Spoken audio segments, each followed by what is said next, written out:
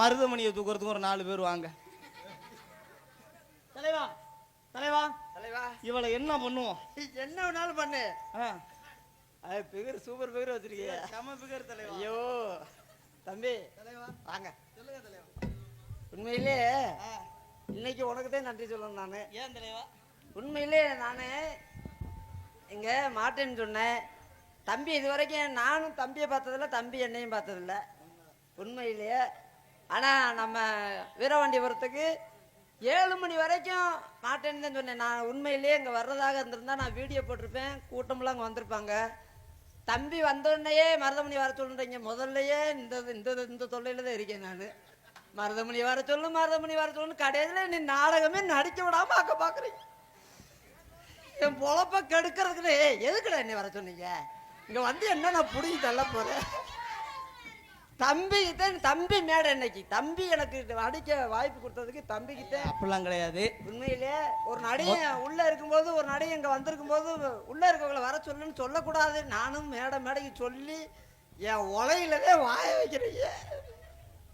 நான் எங்க போறது? எப்படி நாளைக்கு தம்பி சொல்லிடுவா மருதமணி வந்தா நான் வரமாட்டேன்னு சொல்லிட்டு நான் ஊரா ஒன்னான்னு தெரியவா?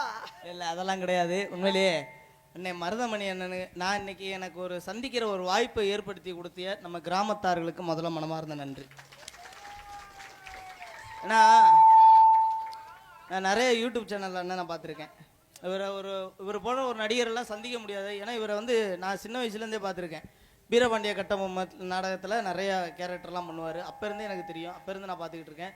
இவரை சந்திக்கிற ஒரு வாய்ப்பு முதல்ல இந்த மேடையில் கிடச்சிது. ரெண்டாவது ஒரு விஷயம் என்னென்னா, அண்ணனுக்குன்னு வருகை தந்திருக்க ரசிகர்கள், முதல்ல உங்கள் அத்தனை பேருக்கும் மனமார்ந்த நன்றி. ஆமாம், நாடக உலகத்தில் நகைச்சுவை நடிகர்களுக்கு இந்த அளவுக்கு ஒரு முக்கியத்துவம் கொடுக்கறது அண்ணன் மாரி ஆளுகள்லாம் வந்ததுக்கப்புறம் தான். முதல்ல உங்களுக்கும் நன்றி.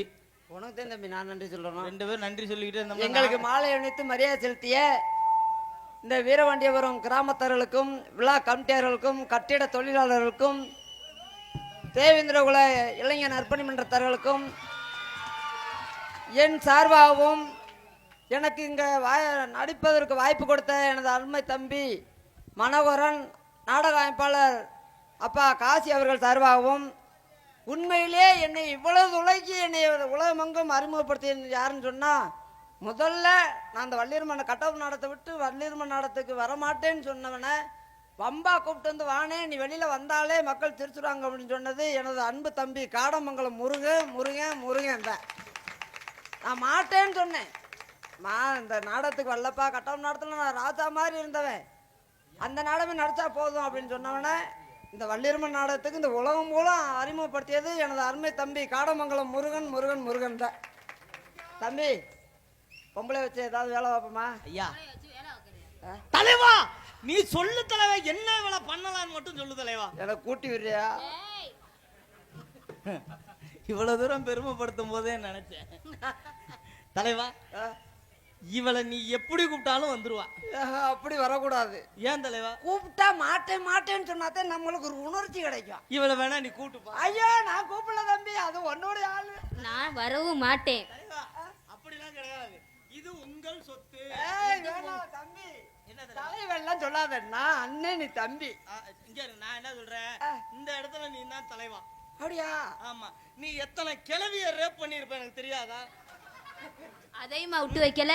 பேசாம இருடி. கிழவியே ரேப் பண்றப்ப உன்னை ரேப் பண்ண மாட்டாரா? இதை நான் சொல்ல சொன்னா தலைவா உன்னை பத்தி பெருமை. இங்க பாரு, நான் முதல்ல ஒரு விஷயம் சொன்னதுதான். என்னன்னு? கல்யாணம்னா அந்த வீட்டுல மாப்பிள்ளை என் தலைவன் தான். ஓஹோ. ஒரு வீட்டுல செத்துட்டாங்கன்னு வச்சுக்க, அந்த வீட்டுல பணமா இருக்கிறது என் தலை. அது பணம்னு தான் பூரா வேலையும் பார்த்துட்டேடா தலைவா.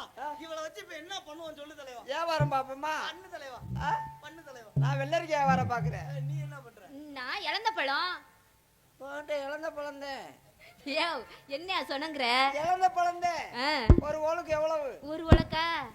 ஒரு உலக்கு தானே 50,000 ரூபாய். அரைஞ்சு பல்ல எல்லாம் கட்டுற. அன்னைக்கு ஒரு ஓலுக்கு 50 பைசா தான்டா வாங்கினாவ. அப்ப சீப்பா இருந்திருக்கு.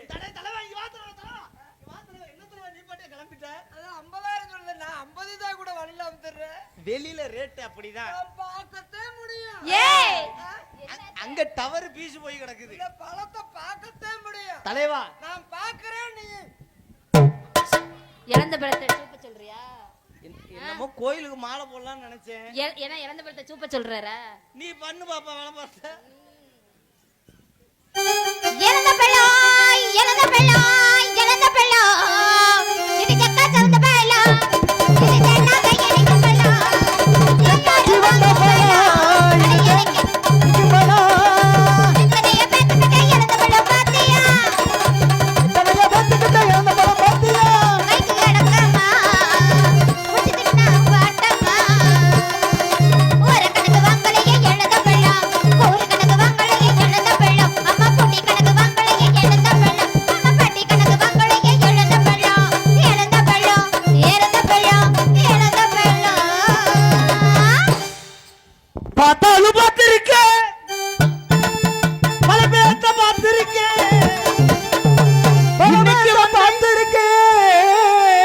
இன்னைக்கு வந்த இவளை போல நான் இதுவரைக்கும் பார்த்ததில்லை. எது வரைக்கும் எதுயா வரைக்கும் இது வரைக்குமே எது வரைக்கும் பந்தாடு பாட்டி மதுரை சுண்ணாம்பு தாடி போடாலும் போடி உன்னோட கோவிலா வாங்கி. பந்தாலும் பாடி மதுரை சுண்ணாம்பு தாண்டி போனாலும் போடி உன்னோட கோவிலா தாண்டி.